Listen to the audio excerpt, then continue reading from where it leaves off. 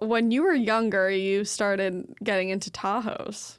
I did like Tahoes. You've always liked Tahoes. Why a Tahoe? And do you remember how much that first one was that you got? Yeah. That black one? Yeah, I can describe it pretty well. Yes. But why a Tahoe? What's the lure with a Tahoe for you? Well, It was Cooper's first car, by the way. well, Did I say that? in Montauk, East Hampton area, people don't like aspire to own like a car from my at the time, and probably still currently, like the aspiration was like you aspired to own like the truck of the time. Oh, yeah, like lifted trucks and stuff was what people wanted, yeah. And That's still a lure for sure. Exactly, but that was my upbringing. It was like I didn't care about the new Mustang really. I cared about the new F-250 that just came out, because that to me, and you know, we were in that transitional time, like 2000. When did I get a license? Probably 2012, 2013-ish. I was like ready to buy a car, where like Fords and Chevys and like the trucks started to switch from like a work truck to more like comfort, performance oriented, I felt.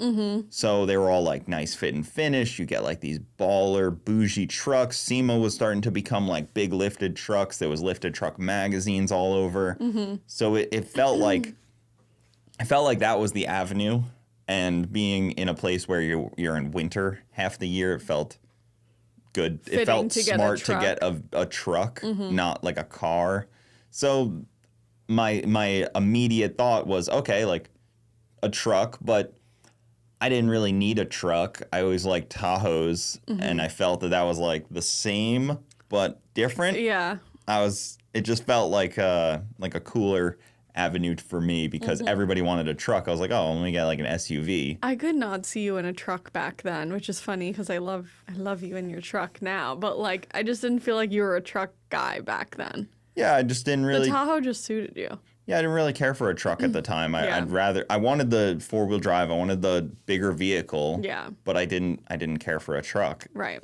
And as much as I liked trucks and I liked the diesels and that kind of stuff, my thought was, okay, I get the same V8, get the same transmission, I get a bit nicer interior. And you get a third row. Yeah, and you get a third row. Right, I'm pretty sure that first Tahoe had a third row. Yeah, so the first car I ever got... And a TV, I think. Yeah, it had a little DVD player.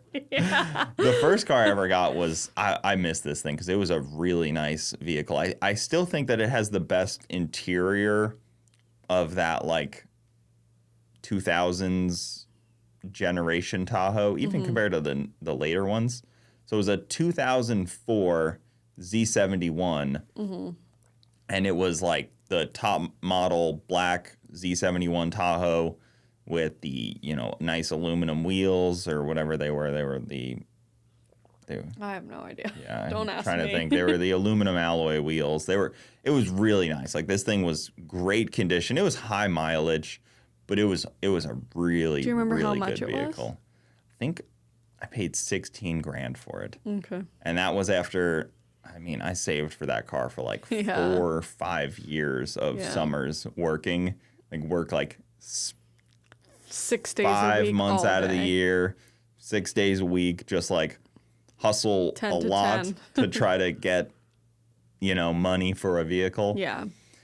And then I had that car for 4 months.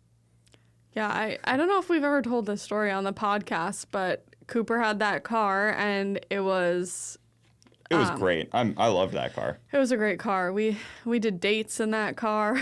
we would go and drive around, and we'd sit in the back row and watch a TV at the beach. Like, it was fun and cute. But we were driving one day back to my house, actually, and there were like these windy roads, and it was winter, and It was like 17 or 18 at the time. yeah, we were driving and hit black ice.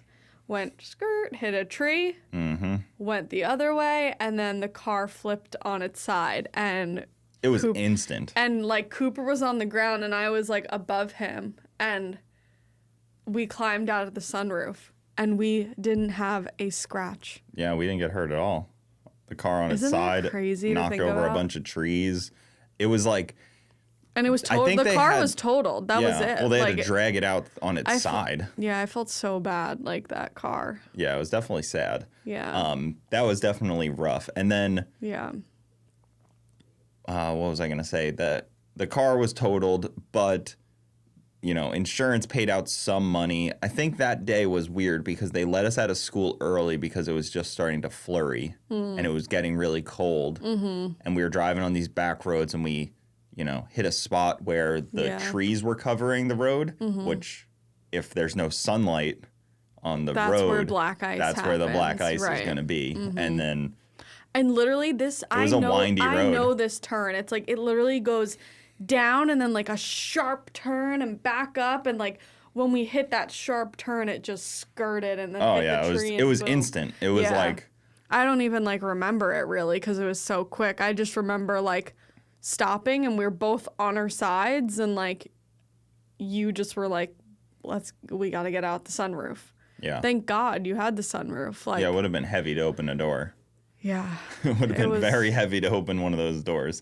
But yeah, I mean, we got out and we're here today. We were fine. Unfortunately, that car, it just wasn't the right car at the time, I guess, because the universe seemed to have different plans. Yeah. And then, you know, I obviously had no more crisp 2004 Tahoe. That thing was very good car. I would drive that car to this day right now if I came across like a nice 2004 Z71 like that. You'd be like, I want that. Oh, I would daily drive that car in a heartbeat. Yeah. I would probably have... It was a really nice car. It's interesting because I probably would have been more reluctant to get rid of it.